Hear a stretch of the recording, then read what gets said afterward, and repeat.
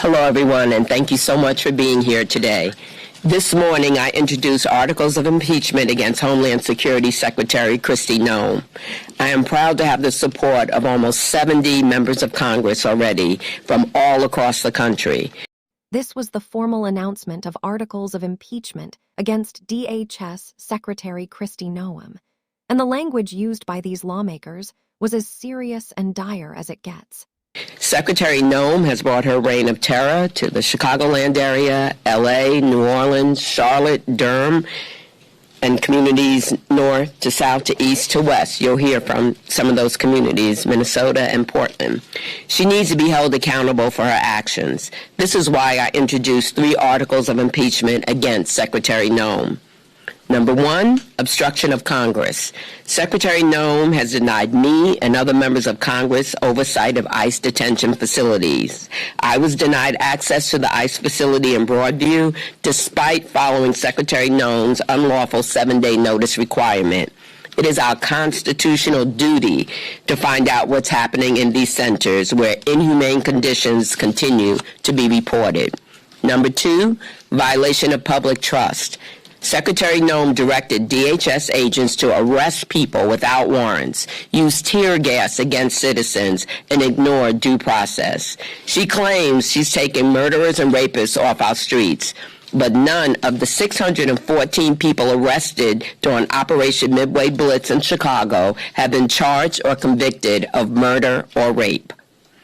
Federal agents repelled from Black Hawk helicopters and burst through an apartment in the South Shore of Chicago. That was in my district. They dragged people, U.S. citizens and immigrants alike, out of bed in the middle of the night. Number 3 is self-dealing. Secretary Noem has abused her power for personal benefit. She steered a federal contract to a new firm run by a friend. Her propaganda campaign to recruit ICE agents cost taxpayers $200 million. She made a video that turned the South Shore raid into something that looked like a movie trailer. But make no mistake, this is not a movie. This is real life, and real people are being hurt and killed. Renee Nicole Good is dead because Secretary Noem allowed her DHS agents to run amok. Families are forever torn apart. This is not about personalities or trivial disagreements. Secretary Noem has called my impeachment efforts silly.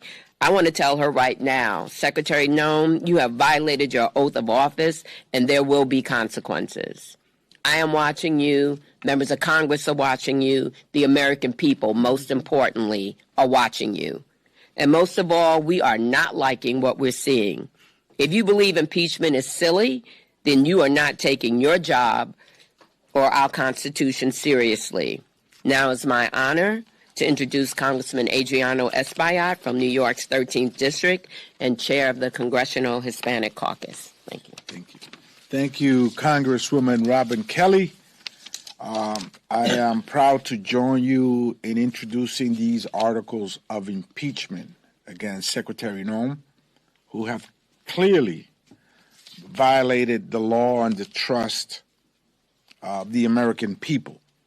32 people died under DHS custody in 2025, and already 4 people have died in 2026, along widespread reports of sexual abuse, medical neglect, and inhumane conditions. All of this enabled by a broken system. But most importantly, our eyes do not defy us. Our eyes do not lie to us. We see, as the rest of the world has seen, have women are being violently pulled out of their cars and assaulted in front of the American people and in front of the eyes of the world. How a woman was shot in the face. As America watched on TV and as the rest of the world watched of this heinous murder, we've seen how not only immigrants, but green card holders, TPS recipients, farm workers, and even American citizens are being stopped illegally, cuffed, detained, and in some cases arrested and deported. I went to Monterrey, Mexico, where I met with 4 children, U.S.-born children, American citizens, that were sent to Mexico with their parents, including a young girl with a chronic cancer condition in her brain that needed immediate medical attention in a hospital in Houston, Texas. So this is a human rights violation, a blatant human rights violation. This is only seen in aggressive dictatorships across the world. And so that's what we have.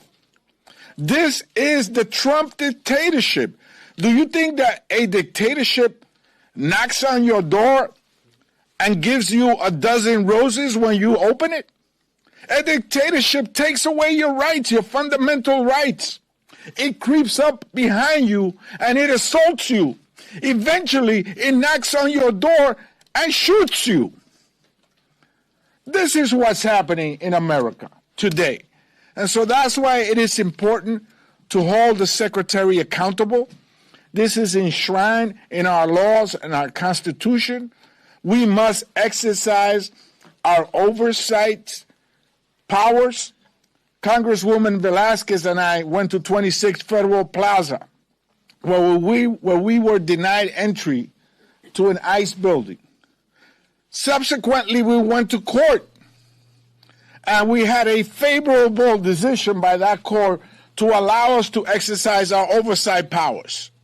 And just recently, Secretary Noem again placed another 7-day notice so they can prepare themselves and hide the truth before we get there. When we got there, they were mopping the floors. They were cleaning up. They didn't want us to see the dirty conditions. 30 men in a room with 2 toilets, one of them broken. A woman right across in another cell that could see each other. No confidentiality at all. This is inhumane and warrants an impeachment proceeding. Esto es inhumano. Y sí merece un proceso de destitución. Por eso estoy aquí con la congresista Kelly para unirnos a este proceso que lo garantiza la Constitución de los Estados Unidos. Gracias. Oh, I'm sorry. It's okay. And now allow me please to introduce Congresswoman Maxine Dexter from Oregon's 3rd District. Thank you so much for joining us today, and thank you to Representative Robin Kelly for meeting this moment with action and moral clarity. I am Congresswoman Maxine Dexter. I am a mother, a physician, and the honored representative for Oregon's 3rd Congressional District. Last week, ICE murdered Renee Nicole Good in Minneapolis. The very next day, federal agents shot 2 people in East Portland in my district. These are not isolated events. This is part of a pattern of abuse by brazen, militarized federal agents who act without fear of being held accountable to the law. People are being disappeared. People are being assaulted. And now people are being murdered. And when our children and grandchildren ask what we did, when our neighbors were being targeted, I cannot sleep unless I can say every single thing we could. That is why I'm helping introduce articles of impeachment to remove Kristi Noem from office. We've all seen her crimes play out right before our very eyes. She's willfully obstructed congressional oversight, denying members, as you have heard, of Congress to facilities they have a legal right to conduct oversight at. She's clearly violated public trust with her warrantless arrests, the use of violent force against U.S. citizens, including detaining 4 U.S. citizen children from my district and being held in a windowless cell at the border near Canada for weeks. And Kristi Noem has misused her position for personal gain while inappropriately using $200 million, taxpayer dollars, to fund an ad campaign to bring in ICE recruitment. These are not the best of the best folks that she's looking for. She is looking for people who are willing to invoke her lawless charade. I'm going to use every opportunity to implore my colleagues across this institution to wake up and join this effort, because protecting communities from unaccountable power isn't optional. That is our duty. Courage is contagious. And with that, I'm honored to yield to one of the most courageous among us, Representative Nydia Velázquez. Thank you. Thank you. Good morning, everyone. And to all my colleagues here and to Robin Kelly, thank you so much for this action. When the president was running for office, for president, he made a pledge to the American people that he will be the no wars president. And yet, he is invading sovereign countries like Venezuela, also sending a message to Cuba, Mexico, Iran, and in our own streets of America, he's launched war against American citizens. So let's get straight to the point. We are here today because the Department of Homeland Security has been turned into a weapon of political revenge. This agency thinks it's above the law. Kristi Noem has treated the Constitution like a suggestion and our communities like a battlefield. I have represented the people of New York for over 30 years. I have seen a lot of presidents, but I have never seen an administration use federal agencies to explicitly punish cities just because they didn't vote for them. That is exactly what Donald Trump is doing, and Kristi Noem is his willing executioner. In my city, ICE is no longer a law enforcement agency. It's a rogue operation. Masked agents are abducting high school students from their neighborhoods. They are snatching fathers and mothers outside our immigration courts during routine checks, turning places of justice into traps. Even this week, they detained a city council staffer who is here in New York legally. This agency is completely out of control. Every time you see an ICE officer interacting with Americans now, they are screaming, cursing, and smashing windows to pull people out of their cars. It is the Wild West out there. And I guess that is why Kristi Noem loves wearing that cowboy hat. The difference is, Ms. Noem, this is not a show. Lives are on the line.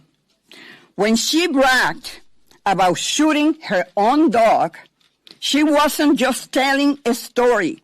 She was showing us her character and how she might run a government agency. When you give untrained individuals a badge and set them loose, Americans are going to get hurt. Just like we saw last week in the tragic killing of Renee Nicole Good. And what was Kristi Noem's response? Did she demand an investigation? No, she went on national television and smeared a dead American as a domestic terrorist. The articles we are filing today lay it all out. The obstruction of Congress, the violation of the public trust, and the self-dealing. While her agents are out there shooting citizens, Noem is busy funneling hundreds of millions in taxpayers' dollars to her friends at agencies through emergency contracts. Kristi Noem has betrayed her oath. She has betrayed the Constitution, and she has betrayed the American.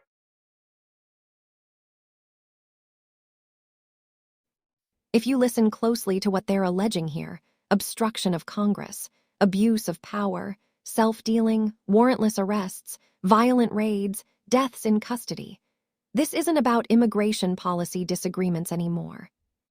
This is about whether the Department of Homeland Security is still accountable to the Constitution, or whether it's become a militarized political weapon. What's happening here should force us to pause, not just scroll, not just react, but actually sit with it.